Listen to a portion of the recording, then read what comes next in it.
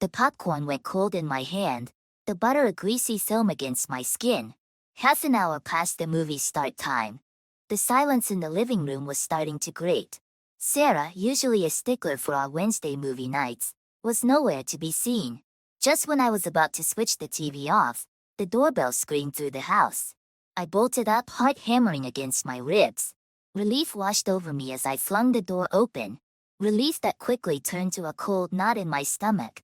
Sarah stood there, swaying slightly, a stranger in our doorway. Her eyes, usually sparkling with warmth, were glassy and distant. A cloying perfume, sweet and unfamiliar, hung thick in the air. She giggled, a sound light and bubbly, completely unlike her usual laugh. "Hey you," she slurred, her words thick on her tongue. "Movie night, right?" The knot in my stomach tightened.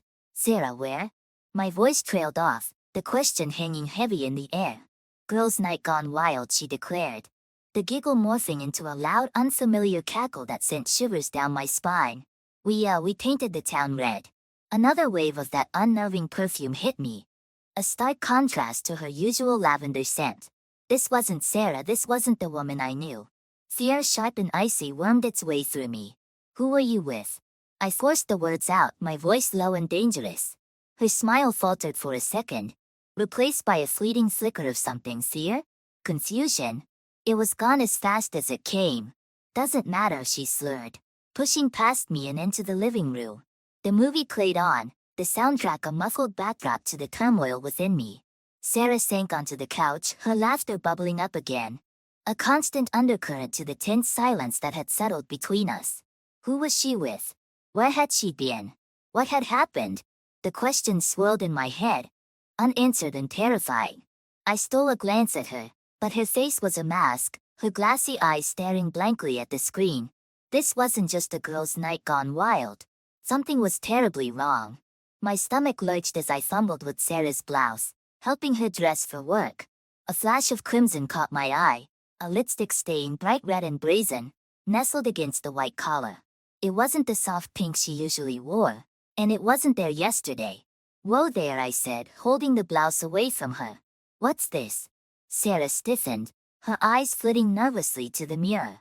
"Oh, that must have gotten on when I hugged Linda goodbye this morning. Spilled her new lipstick, the klutz." Her explanation felt hollow. Linda, her ever-practical co-worker, wouldn't be caught dead with lipstick that bold. But I swallowed the doubt, forcing a smile. "Alright, just be careful next time." That was the beginning. Over the next few weeks, cracks started appearing in our once solid routine. Late-night texts became a nightly ritual. The phone screen quickly turned down whenever I walked by.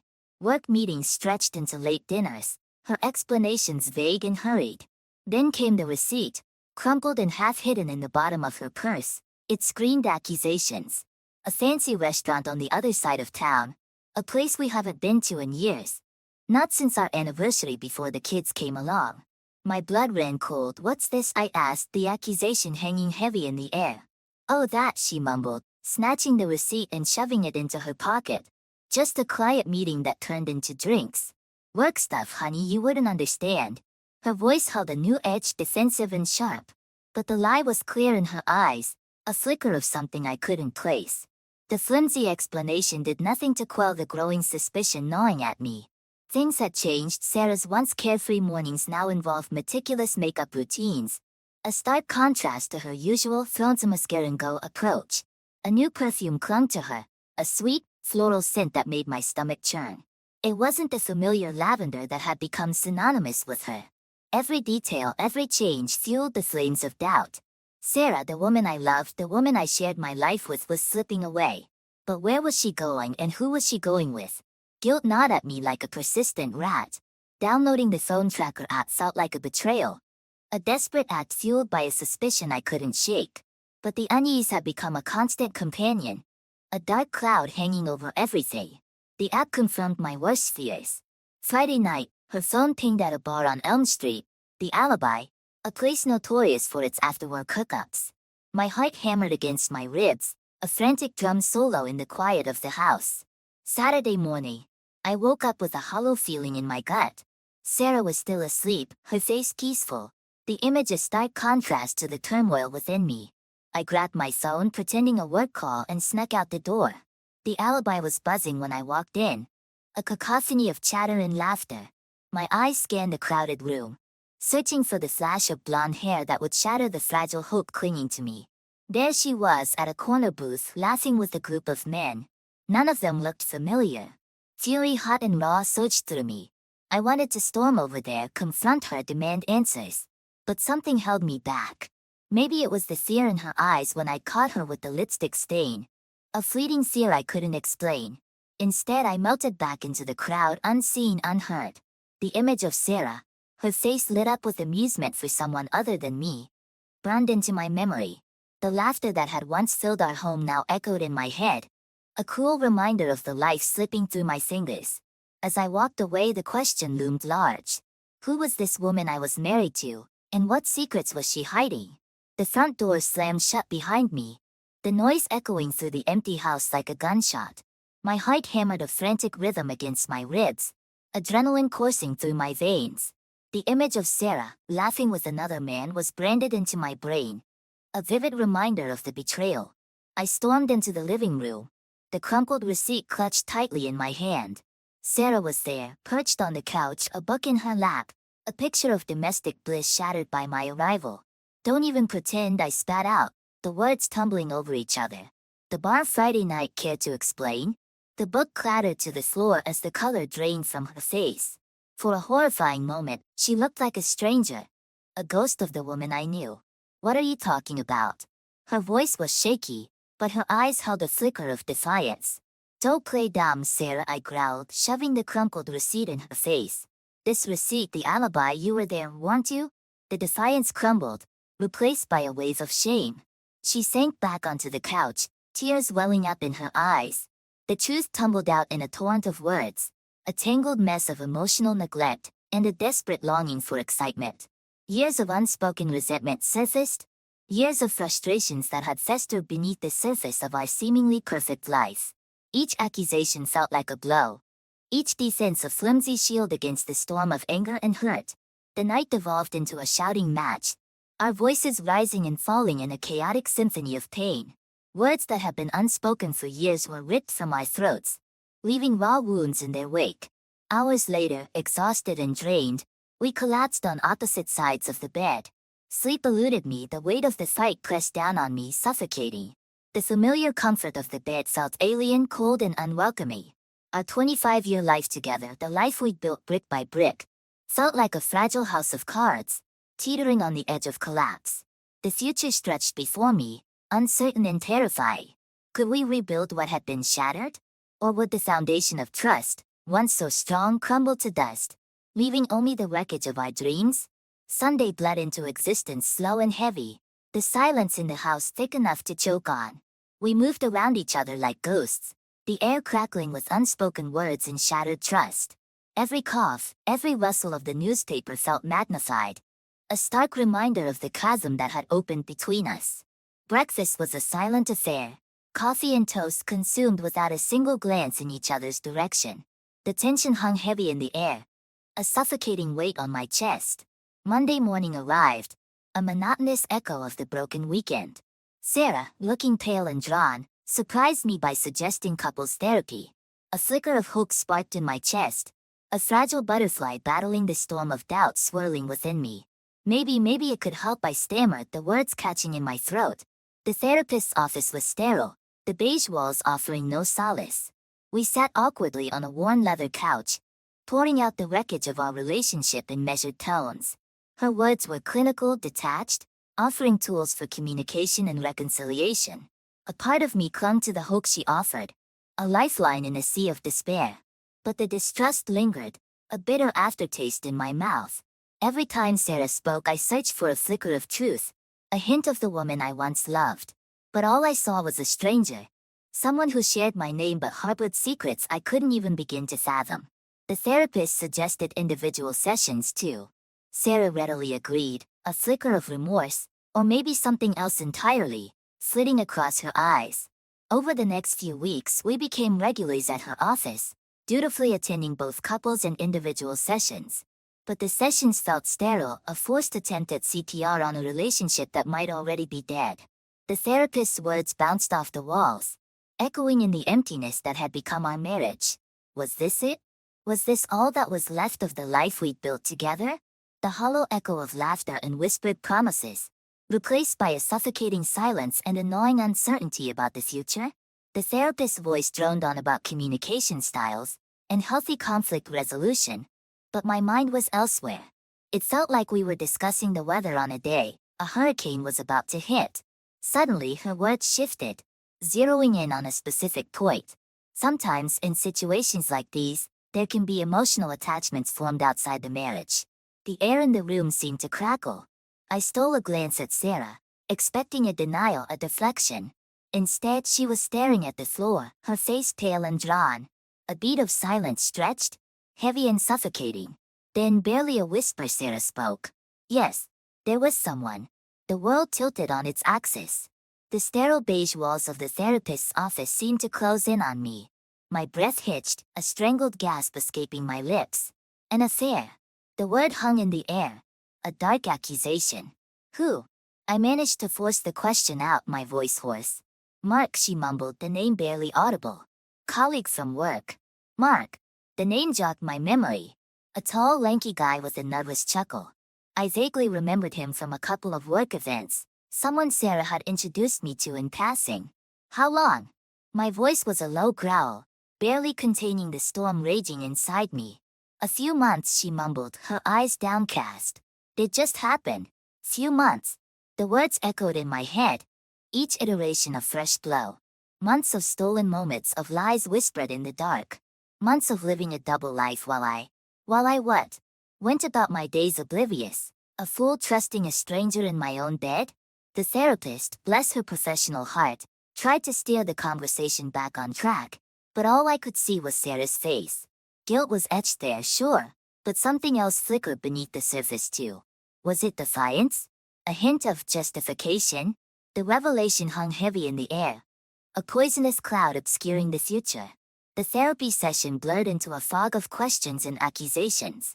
The carefully constructed facade of our marriage had crumbled, leaving behind a gaping hole filled with uncertainty and a bitter cocktail of anger and hurt. One thing was clear. The road to reconciliation, if there even was one, would be long and arduous. The trust that had taken years to build was shattered in a heartbeat. Could we ever rebuild it? Or was this the final chapter? The closing line in the story of our lives together? The car ride home from therapy was a silent war zone. The air hung heavy, thick with the unspoken words churning in my gut. Sarah sat beside me, a statue carved from ice, her gaze fixed on the passing scenery. Every mile felt like an eternity, each tick of the clock an accusation hammering against my skull. Reaching the house, I practically leapt out of the car, the need for fresh air, for any space away from her suffocating me. Inside, the silence pressed down on me, a physical weight on my chest. The house, once a sanctuary, now felt like a stranger, its walls echoing with the ghosts of our shattered life. Sleep was a distant dream that night. I tossed and turned on the couch, the familiar cushions offering no comfort. Every creak of the floorboards, every rustle in the house sent a jolt of nervous energy through me. The following days were a blur of activity, a desperate attempt to keep the rising tide of emotions at bay. Lawyers materialized like vultures, circling our carcass of a marriage, their voices a droning monotone as they discussed assets and alimony. Financial discussions, once a mundane part of life, now felt like a grotesque autopsy, dissecting the very foundation of our existence. Sarah sleepwalked through it all, a ghost haunting the halls of our once happy home.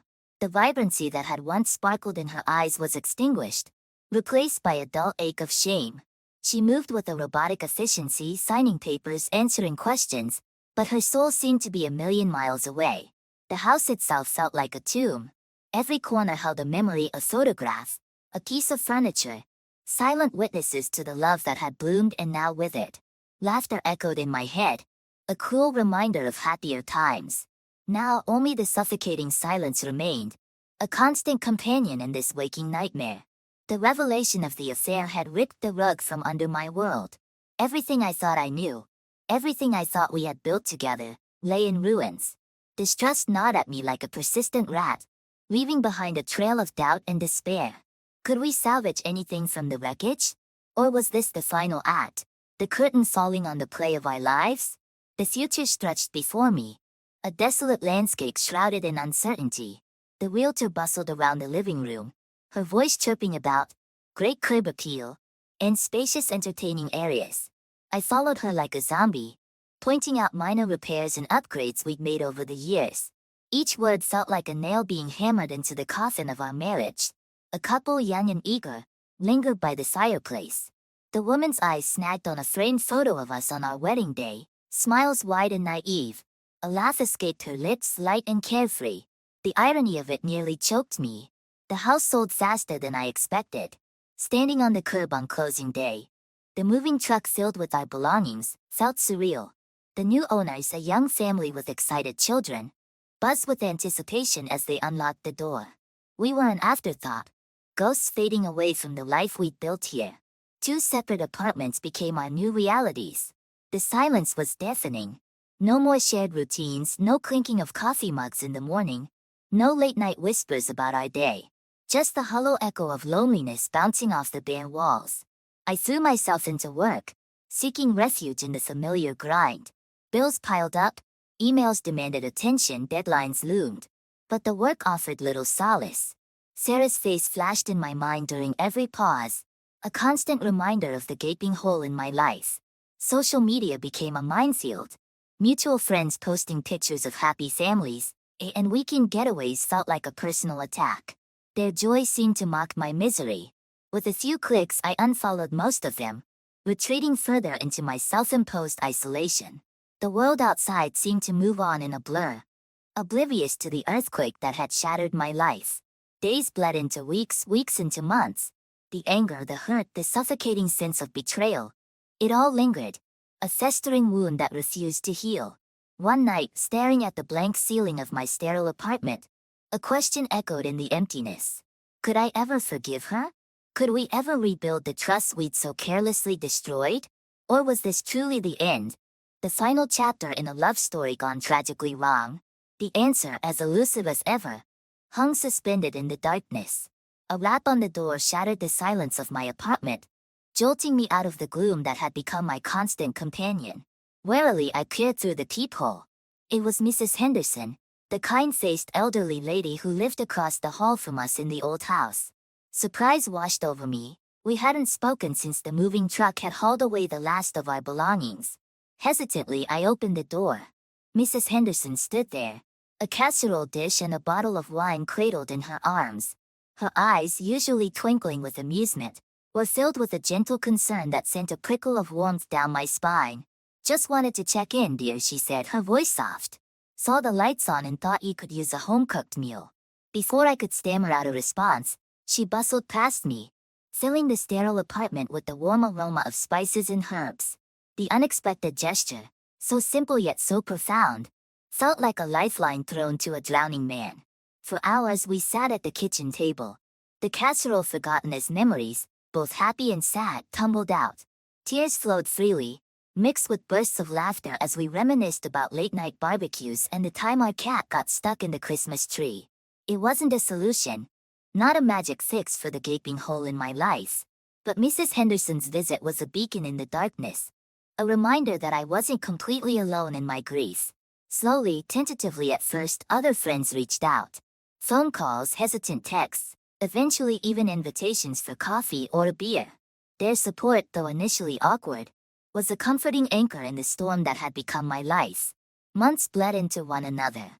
The raw pain dulled to a constant ache, a dull throb that never quite went away. But amidst the heartache, tiny glimmers of hope began to flicker. I started running again, pounding the pavement until my legs burned. The endorphins a welcome escape from the relentless thoughts. One day at the grocery store I bumped into a former colleague, Mark. After the initial surprise, we fell into conversation, catching up on the years since we'd last spoken. He mentioned a new photography class he was taking, his eyes alight with enthusiasm. The conversation sparked something long dormant within me. Dusting off my old camera, a forgotten relic from a happier time, I signed up for the same class. The click of the shutter, the smell of developing chemicals in the darkroom, the thrill of capturing a perfect shot, all of it brought back a forgotten sense of joy. The class became a refuge, For a few hours each week, I could lose myself in the world of light and shadow, the composition and focus.